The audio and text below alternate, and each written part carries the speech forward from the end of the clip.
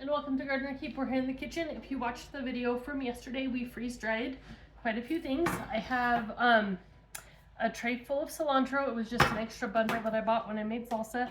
We have the bread that I seasoned. It was homemade bread, and I'm going to put it away so we can use it for stuffing come Thanksgiving and Christmas time. And then I've got a whole tray of carrots here. And then we also did habaneros, jalapenos, and some avocado. The avocado actually turned out really nice. These avocados were a little on the ripe side, and so they were a little bit brown when I put them in there. But the brown didn't change a whole lot, and so I'm pretty impressed with that. I was super afraid, given some of the other experiences I've had, that they would turn pretty brown.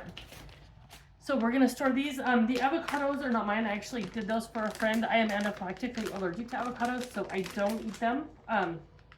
Obviously, it was something that happened gradually over time, but I love avocados. They just don't love me back. So we're just gonna put the avocados in our Mylar bag. This Mylar bag is a little big for what I have, but we're just gonna go ahead and scoop them up and then put them in there.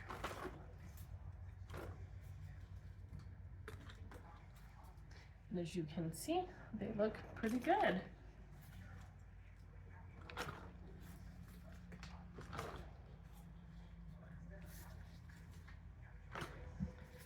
So I'm not sure how long avocados will actually stay freeze-dried just because of the fats in them.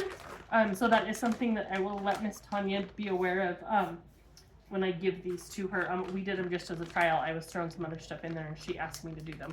So that is one thing when you're freeze-drying foods. The more fat content that it has, the shorter lifespan it has.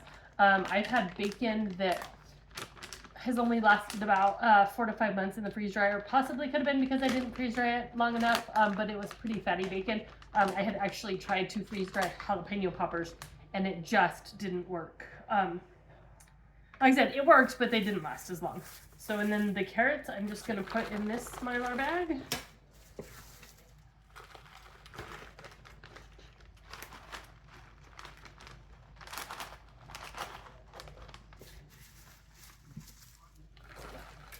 And I just scoop them up and put them in there. I don't, when I'm freeze drying for home use, I don't wear gloves normally, just because I wash my hands really well. I make sure everything is clean, but I am freeze drying for other people, part of this. So that's one of the reasons I wore gloves. I'm also doing this on video, and I know that people like to frown and get cranky and leave ugly marks. So I always try to do things that way nobody has a reason to get all mad and it's gonna happen. But if I can reduce it by doing that one simple thing, I do. Again, I don't wear gloves when I'm cooking for the family, but if I am, like today, freeze drying for somebody else or freeze drying stuff for sale, I do wear gloves. It's just a hygiene thing. I'm a nurse. I've been a nurse for a long time. The germs are out there. You definitely don't want to be sharing them.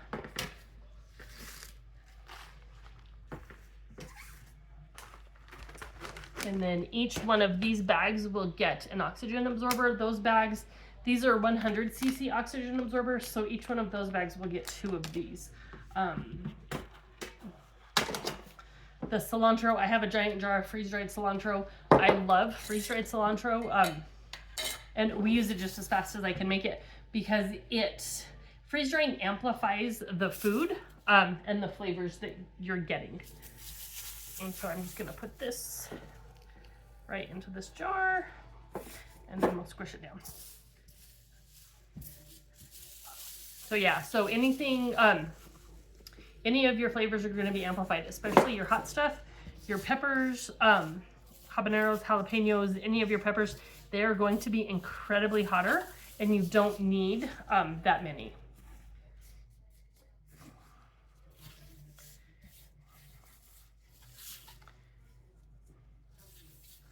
And so with my freeze-dried cilantro, I just put an oxygen absorber in there. There should already be one in there somewhere. It's buried. When I'm putting them in jars, I actually put in 2 oxygen absorbers because I'm going to be in and out of the jar. It's not just going to be sitting on this shelf. And so by putting in the extra oxygen absorber, anytime you open it, it's going to have enough room to go ahead and absorb that extra oxygen. Oh, I did make a mess there.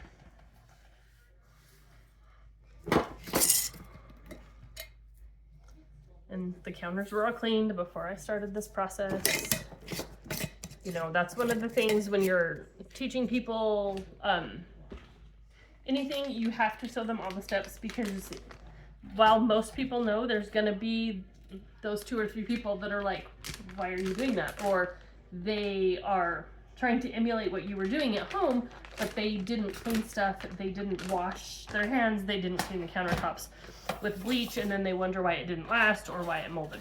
You have to clean everything before you start, while you're canning, and then as you're processing it. You can't have a dirty kitchen, you can't have animals in and out, even kids. Like my kids know if I'm in here doing this, that they stay away.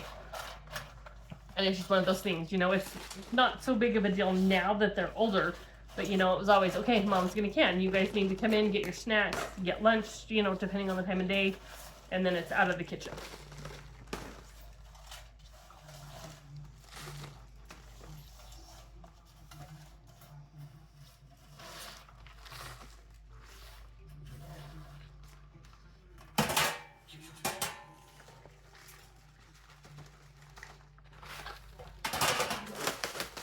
Like I said, I'll go back and put oxygen absorbers in there, and then I will seal them. My peppers, I'm just going to put in this jar here, and we'll squish them down. Like I said, these guys get hot, so be mindful when you're cooking later on. You're probably going to need only half, maybe only a quarter of some of these hotter peppers. If you guys have any questions about freeze drying, if you have any questions about canning, please reach out to me, subscribe to my page, give me a thumbs up, find me on YouTube, find me on Facebook, and reach out, follow the page. I do a lot of different things, canning, gardening, raising chicks, all the things. So if you guys want, reach out, find my page, give me a thumbs up, subscribe, and I'd be more than happy to show you guys anything else that you want. Leave comments in there, and I can start making more videos. You guys have a great day, and thanks for tuning in.